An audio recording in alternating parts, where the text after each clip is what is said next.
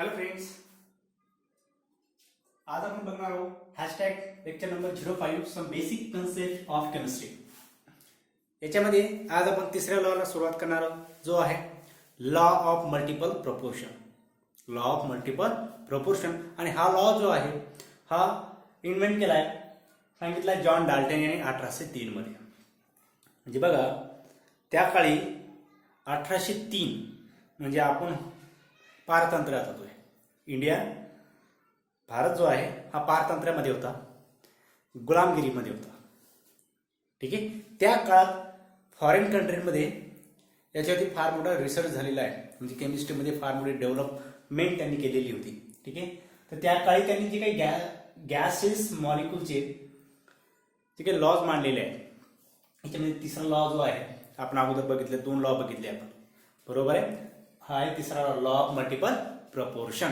आता हा लॉ सांगतोय काय, व्यवस्थित लक्ष द्या. लॉ काय म्हणतोय बघा, व्हेन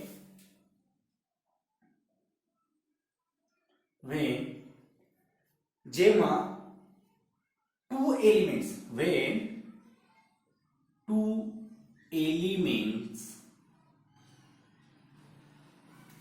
जेव्हा 2 एलिमेंट्स, सपोज ए अँड बी, म्हणजे 2 एलिमेंट ए आणि बी हे काय 2 एलिमेंट्स आहेत. When these 2 elements combine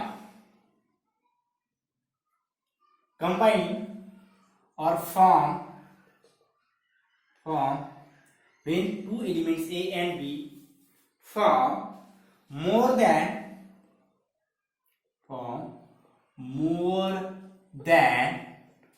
one compound,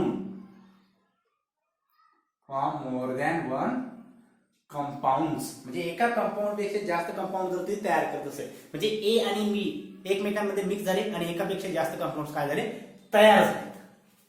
When 2 elements A and B form more than one compounds, then masses of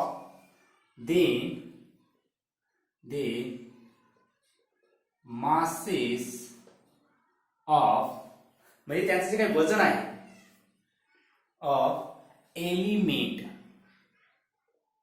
masses of element B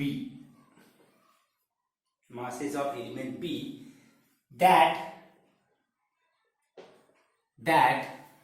masses of element B that combine with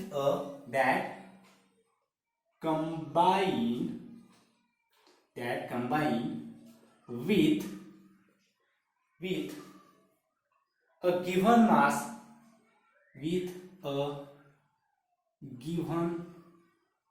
mass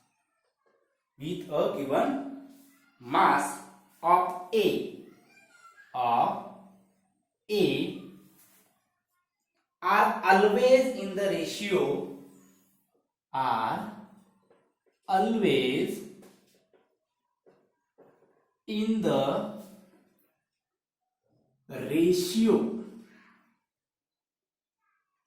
are always in the ratio of small whole number. Are always in the ratio of small whole number.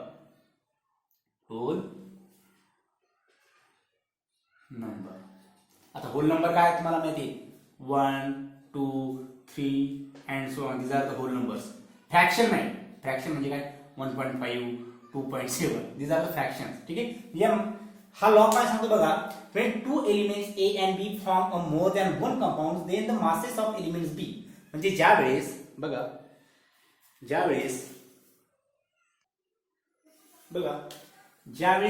A आणि B हा combine करणार आहे, बरोबर. when 2 elements A and B form more than one compound, आणि एकापेक्षा जास्त compound त्यांनी जर तयार केलेला असेल, फॉर एक्झाम्पल सपोज AB ने तयार केलाय AB किंवा BA, AB आणि B हे 2 कंपाऊंड त्यांनी तयार केलेले असतील. दे मासेस ऑफ एलिमेंट B, याचं जे काही मास आहे combine with a given mass of A, हे काय कंबाईन होणार आहे, हे कंबाईन झालेलं आहे. कोणाच्या मास इतकं, मास ऑफ ए मध्ये are always in the ratio of small whole number. यांचा जो काही रेशिओ आहे तो काय असणार आहे, स्मॉल होल नंबर असणार आहे. एकास 2 असेल किंवा एकास 3 असेल किंवा एकास 4 असेल. ठीक आहे, म्हणजे होल नंबर आहे त्यांचा रेशिओ कसा नसेल बघा, 1:5 2 असं नसेल. ठीक आहे, म्हणजे फ्रॅक्शन नसेल, फक्त होल नंबर असेल. ठीक आहे, गॉट इट. आता ज्यावेळेस आपण त्याचं एक्झाम्पल घेऊ त्यावेळेस मला ते क्लिअर होऊन जाईल काय असेल. बघा एक्झाम्पल आपल्याला आहे. Example first, hydrogen combine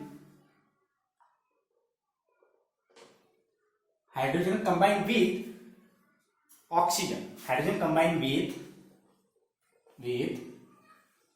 oxygen form two compounds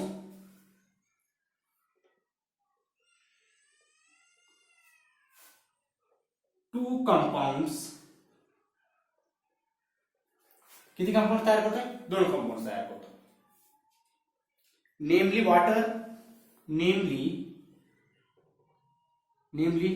water and hydrogen peroxide.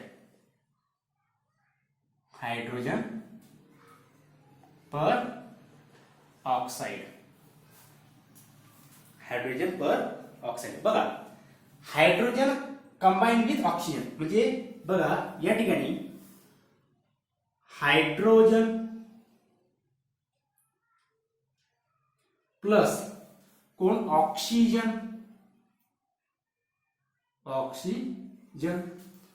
To form नेमली वॉटर अँड हायड्रोजन. काय तयार करणार आहे, वॉटर. काय तयार केले, वॉटर. बरोबर आहे. आता बघा या ठिकाणी वॉटर तयार झालं. वॉटरचा मॉलिक्युलर फॉर्म्युला काय, H2O. ठीक आहे, बघा या ठिकाणी ऑक्सिजन किती आहे, 1 ऑक्सिजन प्लस या ठिकाणी काय, हायड्रोजन. किती हायड्रोजन आहे, 2 हायड्रोजन म्हणजे H2. बघा H2 प्लस ऑक्सिजन. ठीक आहे, या ठिकाणी काय तयार झालं, वॉटर. H2O. ठीक आहे. आता बघा या ठिकाणी हायड्रोजन किती आहे, 2 ग्राम. ठीक आहे, या ठिकाणी ऑक्सिजन किती आहे, ऑक्सिजनचा मास किती आहे, 16 म्हणजे या ठिकाणी किती आहे, 16 ग्राम. बरोबर आहे की नाही. मी तुम्हाला मास लिहून दिले 1 ते 10 पर्यंत, 9 पर्यंत समजू. ठीक आहे, आणि ते कायम पडणार आहे म्हणून मी तुम्हाला लिहून दिलेलं होतं. बघा या ठिकाणी ऑक्सिजनचा मास किती आहे, 16 ग्राम. या ठिकाणी हायड्रोजनचं मास किती आहे, 1 ग्राम आहे, पण हायड्रोजन किती आहे, 2. म्हणून या ठिकाणी मास किती झालं, 2 ग्राम. 2 ग्राम 16 ग्राम. आता वॉटरचा मास किती आहे बघा, याच्यामध्ये हायड्रोजन 2 आहे, 2 ग्राम प्लस 16 ग्राम म्हणजे किती, 18 ग्राम. किती झालं, 18 ग्राम. आलं लक्षात. आता बघा दुसरा जो काही कंपाऊंड आहे हायड्रोजन ऑक्सिजन मिळूनच तयार झालेला, या ठिकाणी हायड्रोजन प्लस ऑक्सिजन, या ठिकाणी काय, O2. हायड्रोजन परऑक्साईड. आणि हायड्रोजन परऑक्साईडचं स्ट्रक्चर कसं आहे बघा, H2O2 दिसतंय, H2O2. आता बघा या ठिकाणी हायड्रोजन किती ग्राम आहे, 2 ग्राम. या ठिकाणी ऑक्सिजन किती ग्राम आहे, 16 दुनी 32, 2 ऑक्सिजन आहे म्हणून 32 ग्राम. बरोबर आहे. आणि या ठिकाणी बघा याचा मास काय, 32 आणि 2 34, 34 ग्राम. आता बघा म्हणजे हायड्रोजन आणि ऑक्सिजन हे दोनच एलिमेंट कंबाईन झाले, पण कंपाऊंड किती तयार झाले, एक वॉटर कंपाऊंड तयार झाला, एक हायड्रोजन परऑक्साईड तयार झाला. हा आहे वॉटर, हा आहे हायड्रोजन परऑक्साईड. म्हणजे एका हायड्रोजनला 1 ऑक्साईड, तर 2 हायड्रोजनला 2 ऑक्सिजन. बरोबर, हायड्रोजन परऑक्साईड. आता बघा या ठिकाणी हायड्रोजनचा मास किती आहे बघा, हायड्रोजन या ठिकाणी रेशो मी तुम्हाला सांगतो. बघा हायड्रोजन किती आहे, 2 ग्राम. काय, 2 ग्राम. या ठिकाणी इथे सुद्धा हायड्रोजन किती आहे, 2 ग्राम आहे, पण इथे ऑक्सिजन किती आहे, 16 ग्राम. इथे ऑक्सिजन किती आहे, 32 ग्राम. आलं लक्षात. म्हणजे बघा या ठिकाणी झालंय काय, या ठिकाणी काय झालं, here you find that the two masses of oxygen, that is 60 and 32. या ठिकाणी मास जे आहे ऑक्सिजनचं इथं 16 आहे, इथं 32 आहे. when combined with a fixed mass, काय combined with fixed mass, combined with fixed mass of hydrogen, fixed mass of hydrogen gives R in the, त्याच्यामध्ये जो काही रेशिओ आहे तो कसा आहे, सेम आहे. R in the same ratio, म्हणजे बघा या ठिकाणी रेशिओ काय झाला, इथे काय रेशिओ आहे बघा, हायड्रोजन 2 ऑक्सिजन 16 ग्राम. आलं लक्षात. इथे एक रेशिओ आहे, इथे एक आहे, इथे एक आहे, पण इथे एक आहे, इथे 2, इथे 1, इथे 2. आलं लक्षात. म्हणजे कळतंय, सिंपल. बघा लॉ काय सांगतो, when two elements A and B, suppose हा याला कन्सिडर करा तुम्ही A, याला कन्सिडर करा B, form more than one elements और मोर दॅन वन कंपाउंड्स, एकापेक्षा जास्त कंपाउंड्स तयार करतात. एक आहे वॉटर, एक आहे hydrogen peroxide. Then masses of element B, ते मास कशाचं, मासेस ऑफ एलिमेंट बी, बीचं जे काही मास आहे that combine with a given mass of A are always in the ratio. बघा याचा रेशिओ काय, हे तर सेम आहे, याचा रेशिओ काय, इथे 1 आहे, इथे किती आहे, 2 आहे. म्हणजे या ठिकाणी काय झालं, इथे ऑक्सिजनचा रेशिओ किती आहे, 1:2. इथे किती आहे ऑक्सिजन, 1, इथे किती ऑक्सिजन आहे, 2, म्हणजे 1:2 होल नंबर आहे. ठीक आहे. नेक्स्ट एक्झाम्पल घेऊ आपण, त्यावेळेस अजून क्लिअर होऊन जाईल. इथपर्यंत नोट डाऊन करा. बघा या ठिकाणी मी नेक्स्ट एक्झाम्पल लिहिलेलं आहे. बघा when nitrogen and oxygen combine form more than two compounds, nitrogen oxide and nitrogen dioxide. मग या ठिकाणी नायट्रोजन ऑक्साईड तयार झालं, या ठिकाणी नायट्रोजन डायऑक्साईड तयार झालं. आता बघा या ठिकाणी नायट्रोजनचं मास फिक्स आहे की नाही, एक नायट्रोजन आहे, नायट्रोजनचा मास आहे 14 ग्राम. या ठिकाणी दुसरा नायट्रोजन, त्याचा सुद्धा मास किती आहे, 14 ग्राम. म्हणजे नायट्रोजनचा मास किती आहे, सेम आहे. पण याच्यासोबत जो काही कंबाईन झालेला आहे, या ठिकाणी ऑक्सिजन कंबाईन झालेला आहे, त्याचा मास किती आहे, 16. पण या नायट्रोजन सोबत जो काही ऑक्सिजन कंबाईन झालेला आहे त्याचा मास आहे 32. ठीक आहे. बघा या ठिकाणी when two elements A and B form more than one compound, then masses of element B, त्याच्यानंतर जे काही एलिमेंट बी आहे, सपोज हा ए एलिमेंट हा B element, masses of element B म्हणजे ऑक्सिजनचा मास जे आहे that combine with a given mass of A, म्हणजे याचं जे काही फिक्स मास आहे त्याच्यासोबत ज्यावेळेस ते कंबाईन करतील त्यावेळेस यांचा जो काही रेशिओ आहे, तो काय असणार आहे, सिंपल होल नंबर असणार आहे. सिंपल. बघा या ठिकाणी किती, 16, याचं मास किती आहे, 32. म्हणजे याचा रेशिओ काय होईल, 16:32. बरोबर आहे की 16, याचा जर फिक्स आहे 16:32 किंवा किती, 1:2. 16:1 16, 16×2 32. बरोबर आहे, 1:2. म्हणजे 1:2 किंवा 16:32 यांचा रेशिओ आहे. ठीक आहे. आणि तो कसा आहे, होल नंबर आहे, फ्रॅक्शन आहे का, म्हणजे 1.2 किंवा 0.5 असं नाही आहे का, नाही, फ्रॅक्शन नाही, काय सिंपल होल नंबर आहे. हेच फक्त या लॉने सांगितलेलं आहे. म्हणजे जे काही एलिमेंट जे आहेत ते एकमेकांसोबत कंबाईन करतील आणि त्याच्यापासून एकापेक्षा जास्त जर कंपाऊंड तर तयार होत असतील, पण जो काही बी कंपाऊंड आहे त्याच्यासोबत जो काही अगोदरचा ए कंपाऊंड आहे त्याचं मास फिक्स आहे, पण बी कंपाऊंड मास फिक्स नाहीये, त्याचं मास जे काही चेंज होते ते कशामध्ये असणार आहे, होल नंबर मध्ये असणार आहे. म्हणजे असं नाही की याचं जर 32 असेल, याचं 16 ग्राम जर घेतलाय तुम्ही ऑक्सिजन, तर दुसऱ्या मॉलिक्यूलमध्ये तुम्हाला 16.3 ग्राम असं घ्यावं लागेल, असं नाही. आलं लक्षात. म्हणजे फिक्स होल नंबर मध्ये त्याचा रेशिओ असणार आहे. आणि यालाच काय म्हणतो आपण, law of multiple proportion. Got it. लिहून घ्या.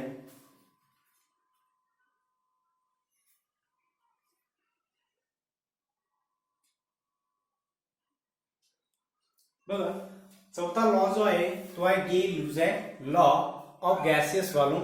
हा लॉ जो आहे हा 1808 मध्ये काय झालेला आहे, तयार केलेला आहे. कोणी, गे-लुसाकने. Gay Lussac was the scientist who discovered the law and stated 1808 म्हणजे 1808 मध्ये, 1808 मध्ये. तो काय सांगतो बघा, when gases combine or are produced, in a chemical reaction, म्हणजे एखादी केमिकल रिॲक्शन असेल त्या रिॲक्शन मध्ये एक तर गॅस कंबाईन होत असतील किंवा त्या कंबाईन झालेल्या गॅस पासून नवीन एखादा गॅस तयार होत असेल. ठीक आहे. In a chemical they do so in a simple whole number ratio, म्हणजे ते अशा प्रकारे कंबाईन होणार किंवा अशा प्रकारे प्रोड्यूस होणार की त्यांच्यामधला जो काही रेशिओ आहे तो सिंपल होल नंबर असला पाहिजे. सिंपल. ठीक आहे. म्हणजे गॅसियस मॉलिक्युल्स. ठीक आहे. म्हणजे गॅसियस मॉलिक्यूल अशा प्रकारे कंबाईन होणार की त्यांच्यापासून गॅसियस मॉलिक्यूल तयार होतोय. यांच्यामधला जो काही रेशिओ जो आहे तो काय असणार आहे, होल नंबर रेशिओ असणार. एक्झाम्पल बघा. एक्झाम्पल काय, एक्झाम्पल आहे आपल्याकडे. सपोज हायड्रोजन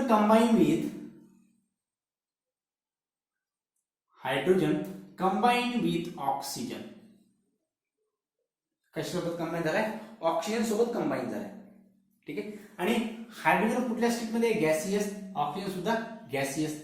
यांच्यापासून जो काही कंपाऊंड तयार होतोय, सपोज या ठिकाणी H2O तयार झाला. H2O कुठल्या स्टेटमध्ये, गॅसियस स्टेटमध्ये, म्हणजे व्हेपर स्टेटमध्ये. आता बघा, हा घेतला मी सपोज 100 ml आणि हा घेतला 50 ml. या ठिकाणी वॉटर जे आहे, वॉटर किती ml तयार व्हायला पाहिजे. आता तुम्ही काय करणार, सगळं 100 ml प्लस 50 ml 150 ml पाणी. तसं नाही. या ठिकाणी पाणी जे आहे, पाणी सुद्धा तयार होतं 100 ml. म्हणजे या ठिकाणी केलं काय आपण बघा, हायड्रोजनचं 2 व्हॉल्यूम घेतलं. किती व्हॉल्यूम, 2 व्हॉल्यूम. याचं किती घेतलंय, 1 व्हॉल्यूम. आता या ठिकाणी वॉटर जो आहे, वॉटर किती व्हॉल्यूम मध्ये तयार होईल, 2 व्हॉल्यूम. बघा 50 जर का 1 व्हॉल्यूम असेल तर 100 किती, 2 व्हॉल्यूम. जर 100 ml 2 व्हॉल्यूम आहे, वॉटर सुद्धा 100 ml तयार होतं, म्हणजे हे सुद्धा किती व्हॉल्यूम असायला पाहिजे, 2 व्हॉल्यूम. आलं लक्षात. म्हणजे या ठिकाणी बघा, या ठिकाणी 2 व्हॉल्यूम 1 व्हॉल्यूम मिळून 2 व्हॉल्यूम वॉटर तयार होतं. कसं बघा, या ठिकाणी हा कंपाऊंड वेगळा आहे ना, हा कंपाऊंड वेगळा आहे. हायड्रोजन आपल्याकडे 2 व्हॉल्यूम आहे, ऑक्सिजन आपल्याकडे 1 व्हॉल्यूम आहे आणि वॉटर आपल्याकडे किती व्हॉल्यूम तयार होतं, 2 व्हॉल्यूम. बघा या ठिकाणी हायड्रोजन किती व्हॉल्यूम आहे, सपोज हा आहे हायड्रोजन गॅस, किती व्हॉल्यूम आहे, 2. म्हणजे हा मॉलिक्यूल किती वेळेस आहे, 2 वेळेस. प्लस ऑक्सिजन किती आहे, 1 व्हॉल्यूम, म्हणजे ऑक्सिजन 1 व्हॉल्यूम आहे.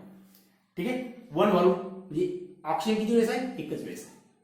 ठीक आहे. आता याच्यापासून कंबाईन होऊन पाणी तयार होतं, म्हणजे काय, H2O तयार होतो, वॉटर. काय, वॉटर. हा सुद्धा गॅसियस स्टेट, हा सुद्धा गॅसियस स्टेट आणि वॉटरचे वेपर सुद्धा गॅसियस स्टेट मध्ये आहे. बघा आता या ठिकाणी किती हायड्रोजन आहे, टोटल हायड्रोजन किती आहे, 4. म्हणजे या ठिकाणी आपल्याला काय करावं लागलं, 2. म्हणजे हायड्रोजन 4 झाले. ऑक्सिजन किती आहे, 2च आहे. एकच O2 चा मॉलिक्यूल आहे ना, एक O2 चा मॉलिक्यूल म्हणजे ऑक्सिजन टोटल किती झाले, 2 × 1 2. 2 ऑक्सिजन आहे की नाही, 4 हायड्रोजन आहे, 2 ऑक्सिजन आहे. आता बघा या ठिकाणी हायड्रोजन किती व्हॉल्यूम आहे, 2 व्हॉल्यूम. ऑक्सिजन किती व्हॉल्यूम आहे, 1 व्हॉल्यूम. या ठिकाणी वॉटर किती व्हॉल्यूम आहे, 2 व्हॉल्यूम. कळालं. आणि बघा याच्यामधला जो काही रेशिओ जो आहे, याच्यामधला रेशिओ आता हा किती आहे, 2. ऑक्सिजन किती आहे, 1 आणि वॉटर सुद्धा किती आहे, 2. म्हणजे 2:1 1:2. आहे की नाही होल नंबर रेशिओ. बरोबर आहे, होल नंबर रेशिओ आहे म्हणजे लॉ काय झाला, सॅटिस्फाय झाला. ठीक आहे. आणि यालाच काय म्हणतो आपण, गे-लुजॅक लॉ. कळाला. परत एकदा बघा, ऑक्सिजन आणि हायड्रोजन ज्यावेळेस कंबाईन करतात दोन्ही मॉलिक्यूल गॅसियस स्टेटमध्ये, त्यांच्यापासून गॅसियस वॉटर तयार झालं, म्हणजे व्हेपर स्टेटमध्ये. पाणी कसं कुठल्या स्टेटमध्ये आहे, व्हेपर स्टेटमध्ये, गॅसियस स्टेटमध्ये. बघा हायड्रोजन घेतला आपण 2 व्हॉल्यूम, ऑक्सिजन घेतला 1 व्हॉल्यूम, टोटल व्हॉल्यूम 3 व्हॉल्यूम व्हायला पाहिजे, पण तसं नाही. या ठिकाणी वॉटर मॉलिक्यूल आपला म्हणजे तिसरा कंपाऊंड मिळतोय जो की 2 व्हॉल्यूम मध्ये असणार. बघा हायड्रोजन 2 व्हॉल्यूम घेतलाय, 2 व्हॉल्यूम. ऑक्सिजन 1 व्हॉल्यूम घेतला, 1 व्हॉल्यूम. पण या ठिकाणी हायड्रोजन H2O किती व्हॉल्यूम आहे, 2च व्हॉल्यूम आहे, 2 व्हॉल्यूम. आलं लक्षात. आणि त्यांचा जो काही रेशिओ आहे, आता बघा हे 2 कंबाईन झाले, यांचा रेशिओ काय 2:1 आणि यांच्यापासून जो काय तयार झालेला आहे त्यांच्याशी याचा रेशिओ, ऑक्सिजनचा रेशिओ किती आहे, 2 1:2. हायड्रोजनचा रेशिओ किती आहे, 2:1. आलं लक्षात. आणि तो कसा आहे, होल नंबर रेशिओ आहे, फ्रॅक्शन नाही, होल नंबर आहे. ठीक आहे. आणि यालाच काय म्हणायचं, गे-लुजॅक लॉ. याचं नेक्स्ट एक्झाम्पल सुद्धा काय ते सुद्धा मी तुम्हाला सांगतो, हे नोट डाऊन करा.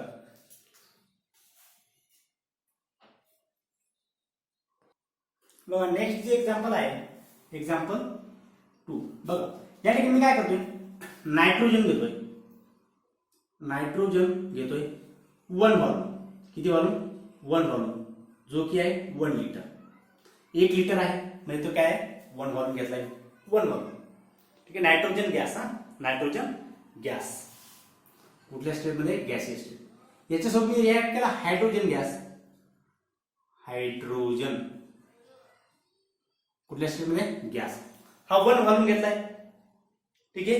आणि हायड्रोजन घेतलाय मी 3 व्हॉल्यूम, 3 व्हॉल्यूम म्हणजे किती लिटर? हायड्रोजन किती लिटर? 3 litre, 3 litre hydrogen. यांच्यापासून जो काही कंपाऊंड बनतोय, याच्यापासून कंपाऊंड बनतो अमोनिया, अमोनिया. तो किती व्हॉल्यूम बनतोय? 2 व्हॉल्यूम. किती व्हॉल्यूम? 2 व्हॉल्यूम म्हणजे किती लिटर? 2 litre, 2 litre. आता प्रश्न हा आहे, आता बघा या लॉ मध्ये आपलं कन्फ्युजन कसं होतं, सर या ठिकाणी 1 व्हॉल्यूम 3 व्हॉल्यूम म्हणजे टोटल झालं 4 व्हॉल्यूम, म्हणजे हा कंपाऊंड असायला पाहिजे 4 व्हॉल्यूम. नाही, तसं नाही. अरे हे दोन्ही मिक्स होत आहेत, याच्यापासून कंपाऊंड तयार होतं. म्हणजे तुम्हाला जर विचारलं की बाबा सपोज 2 बकेट पाणी आहे, 2 बकेट पाणी आहे, 2 बकेटमध्ये एका बकेटमध्ये 10 लिटर, दुसऱ्या बकेटमध्ये सुद्धा 10 लिटर, आणि ते तुम्ही एका तिसऱ्या बकेटमध्ये टाकले, दोन्ही बकेट एका तिसऱ्या बकेटमध्ये टाकले, त्याच्यात काय? पाणीच आहे. आता तुम्ही म्हणसाल का सर नाही, ती 2 वॉटरच्या ज्या काही बकेट होत्या त्या वेगवेगळ्या होत्या, त्या एकत्र टाकल्या, आता एकच पाणी बनलं नाही. बरोबर आहे. पण व्हॉल्यूम वाढलंय, ठीक आहे, व्हॉल्यूम वाढलंय, पण बकेट जे काही वॉटर आहे तो मॉलिक्यूल एकच आहे की नाही? एकच आहे. म्हणजे बघा या ठिकाणी मॉलिक्यूल वेगळे आहेत, त्यांचं व्हॉल्यूम सुद्धा वेगळं आहे, आणि तिसरा जो काही कंपाऊंड तयार होतो त्याचं सुद्धा व्हॉल्यूम कसं आहे? वेगळं आहे. फक्त आपल्याला असायला का पाहिजे, यांच्यामध्ये जो काही रेशिओ आहे तो सिंपल होल नंबर रेशिओ असावा.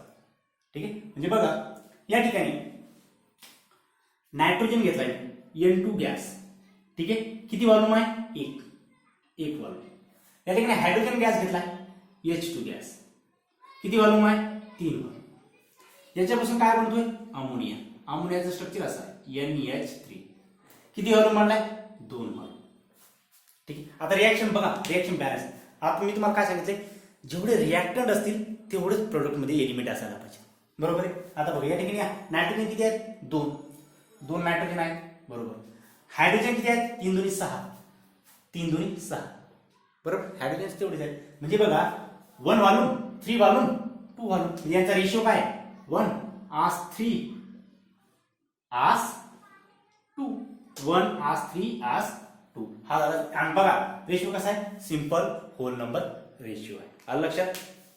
बघा या ठिकाणी आपण आज 2 लॉ बघितले, लॉ ऑफ मल्टिपल प्रपोर्शन आणि गे-लुजॅक लॉ. ठीक आहे. दोन्ही लॉ व्यवस्थित समजून घ्या. त्याच्यावरती तुम्हाला क्वेश्चन विचारले जातात, JEE, CET आणि NET मध्ये त्याच्यावरती प्रॉब्लेम तुम्हाला विचारले जातात. ठीक आहे. आणि त्यावेळेस प्रॉब्लेम मध्ये आपलं कन्फ्युजन व्हायला नको. ठीक आहे. त्याच्यासाठी आपल्याला रिॲक्शन यायला पाहिजे, त्या रिॲक्शन आपण शिकणार आहोत. पण ठीक आहे, सुरुवात तर आपल्याला कुठून तरी करावं लागणार आहे. ठीक आहे. तर आपण सुरुवात केली आहे some basic concept of chemistry, आणि आज बघितलं आपण #लेक्चर नंबर 5. ठीक आहे. उद्या भेटू नेक्स्ट लेक्चरमध्ये. All the very best. अभ्यास करत राहा. थँक्यू.